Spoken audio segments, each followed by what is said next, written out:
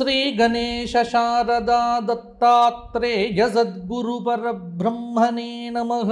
శరదిందు వికాస మందహాసాం స్ఫురదిందీవరలోచనాభిరామాం అరవిందాసన సుందరీం ఉపాసే. శ్రీ కళ్యాణ గుణావహం రిపుహరం దుస్వప్నదోషాభగం గంగా స్నాన విశేష పుణ్యఫలదం గోదానదుల్యం నృణాం. ఆయుర్వృద్ధిదముత్తమం శుభకరం సంతాన సంపత్ప్రదం నానాకర్మసు సాధనం సముచితం పంచాంగమాకర్ణ్యతాం. స్వధర్మ ప్రేక్షకులందరికీ పరాభవ నామ సంవత్సర ఉగాది శుభాకాంక్షలు, శుభాశీస్సులు. సకల శుభాలను అనుగ్రహించేది, సకల దోషములను హరింపచేసేది, గంగానదిలో స్నానమాచరించినంత పుణ్యమును ఇచ్చేటువంటిది, గోదాన భాగ్యమును అనుగ్రహించేది, ఆయురారోగ్య విద్యా బుద్ధులను సత్సంతానాన్ని ప్రసాదించేటువంటి, సకల కర్మలను చక్కగా మనకు పుణ్య కర్మలను ఆచరింపజేసేటువంటి సంవత్సర మాస పక్ష తిథివార నక్షత్ర కరణ యోగాలతో కూడినటువంటి పంచాంగమునకు నమస్కారము చేస్తూ, ఈ పంచాంగము మీ అందరినీ అనుగ్రహించుగాక, మీకు కాలము చక్కగా సద్వినియోగం అవ్వాలి అని ఆశీర్వచనం తెలియచేస్తూ, కాలగమనంలో ఒక సంవత్సరం గడిచిపోయింది. ఇది పరాభవనామ సంవత్సరం అనే పేరుతో మన ముందుకొచ్చింది. వృషభ రాశి కృత్తిక 2, 3, 4 పాదాలు, రోహిణి 4 పాదాలు, మృగశిర 2 పాదాలు. ఆదాయం 5, వ్యయం 14, రాజ్యపూజ్యం 5, అవమానం 4. వృషభ రాశి వారికి ఈ సంవత్సరము దాదాపుగా మంచి ఫలితాలే అధికంగా కనిపిస్తూ ఉన్నాయి. ఆర్థికపరమైన జాగ్రత్తలు తీసుకుంటే, ప్రణాళికాబద్ధంగా ఖర్చులు పెడితే బాగుంటుంది. ఈ సంవత్సరం రాజయోగం అని కూడా చెప్పవచ్చు. సంవత్సరమంతా శనైశ్చరుడు లాభస్థానంలో సంచారం చేయటం, రాహువు రాజ్యస్థానంలో ఉండటం వల్ల వృత్తి ఉద్యోగ వ్యాపారంలో అఖండమైన విజయాలు సిద్ధిస్తాయి, పదోన్నతులు ఉంటాయి, అభీష్ట సిద్ధి కలుగుతుంది. ఆరోగ్యం పట్ల కొంత జాగ్రత్త వహించాలి. సంవత్సర ఆరంభంలో గురుబలం వల్ల ఆర్థిక పరిస్థితి అద్భుతంగా ఉంటుంది. ధనాదాయ మార్గాలు పెరుగుతాయి.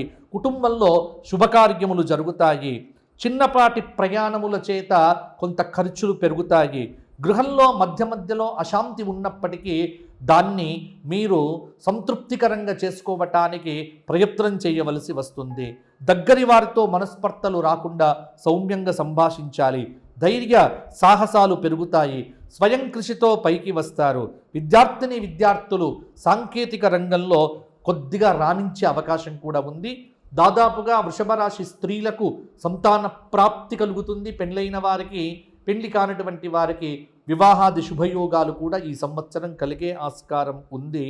శివాభిషేకం చేయించుకోవటము, అమావాస్యకు అన్నదానం చెయ్యటము, ప్రతిరోజు కూడా లక్ష్మీ నరసింహ కరావలంబ స్తోత్ర పారాయణం చేయడం వల్ల మంచి ఫలితాలు కలుగుతాయి. యుగాది అంటే బ్రహ్మదేవుడు సృష్టి చేసిన మొదటి రోజు అని అర్థం. ఇలా ఆరంభమైనటువంటి సృష్టి నేటికి 198,85,85,126 సంవత్సరాలు గడిచి 127వ సంవత్సర ప్రారంభంలో ఉన్నాము. అంటే ఈ పరాభవనామ సంవత్సరము మనకు కలియుగం, అంటే సృష్టి ప్రారంభమైన తరువాత 28 మహాయుగాలు. ఈ 28వ మహాయుగంలో కృతయుగం, త్రేతాయుగం, ద్వాపరయుగం గడిచిపోగా కలియుగం ప్రారంభం కాగా, ఆ కలియుగంలో మొదటి పాదంలో 5127వ సంవత్సరంగా మన ముందుకొచ్చింది పరాభవనామ సంవత్సరం. పరాభవనామ సంవత్సరం మనకు ఆంగ్ల సంవత్సరం ప్రకారం 2026 మార్చి 19 నుంచి 2027 మార్చి వరకు. ప్రభవాది 60 సంవత్సరములలో 40వ సంవత్సరమే పరాభవ నామ సంవత్సరం. ఇక్కడ పరాభవ అనేటువంటి పేరు ఏమిటి? పరాభవతి తస్య భావః కర్మవ, పరాభవాన్ని ఇచ్చే సంవత్సరం అని ఒక అర్థంలో తీసుకోవచ్చు. పరాభవం అనేటువంటి పదమునకు ఓటమి, అగౌరవం, అవమానం, ఇలా చాలా నానా అర్థాలు కనిపిస్తూ ఉన్నాయి. పరాభూతః తిరస్కృతః జనైరితి పరాభవః అని ఈ పరాభవ శబ్దమునకు వ్యుత్పత్తి కూడా చెప్పడం జరిగింది. అంటే అధికార మదం, అనైతికత, అసత్యం మొదలైనటువంటి వాటితో నిత్యం గడిపేటువంటి వారిని, అట్లా బతికేటువంటి వారికి ఓటమిని కలిగించే సంవత్సరం పరాభవ నామ సంవత్సరం. కాబట్టి పేరును చూసి భయపడకండి. పేరులో ఏదో జరిగిపోతుంది అని కాదు, కానీ జాగ్రత్తగా ఉండమని అగ్నిపురాణం మనకు చెబుతోంది. ఈ పరాభవ నామ సంవత్సరం 12 మాసములతో పాటు అధిక జ్యేష్ఠ మాసమును మన ముందుకు తెచ్చింది. 384 రోజుల పరాభవ నామ సంవత్సరం మీ అందరికీ బాగుండాలి అని కోరుకుంటూ పంచాంగ పఠనం అనేటువంటిది ఇక్కడ నేను ప్రారంభం చేస్తున్నా. పంచాంగంలో ముందు పరాభవ నామ సంవత్సర శ్లోకం ఉంటుంది ఒకటి. ఏం జరుగుతుంది ఈ పరాభవ నామ సంవత్సరం అంటే, పరాభవాబ్ధే రాజానః ప్రాప్నువంతి పరాభవం భవంతి క్షుద్రధాన్యాని ప్రభూతాని సువృష్టయః. పరాభవాబ్ధే రాజానః ప్రాప్నువంతి పరాభవం. ఈ పరాభవ నామ సంవత్సరంలో రాజులకు పరాభవం కలుగుతుంది.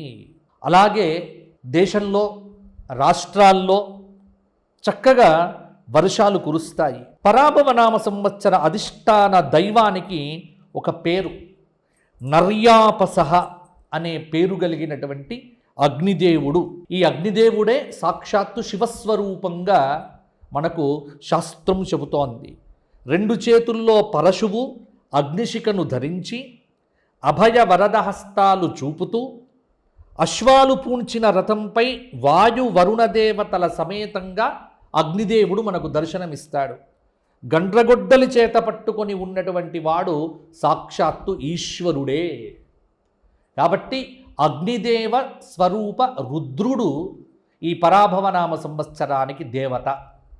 కాబట్టి ఈ సంవత్సరం అందరూ కూడా శివారాధన బాగా చేయండి, శివాలయాల దర్శనం చేసుకోండి, శివాభిషేకములు చేసుకోండి, మీ అందరికీ బాగుంటుంది.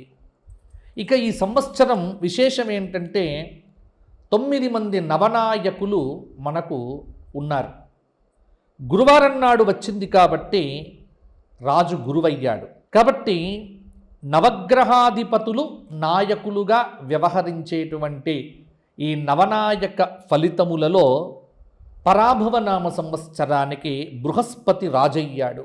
దాదాపుగా 9 గ్రహముల ఆధిపత్యముల్లో 7 శుభగ్రహములకు ఆధిపత్యం, 2 పాపగ్రహములకు ఆధిపత్యం రావటం చేత ఈ పరాభవ నామ సంవత్సరంలో ప్రజలకు శుభాలు అధికంగా జరుగుతాయి అనేటువంటి ఒక సూచన మనకు కనిపిస్తూ ఉన్నది.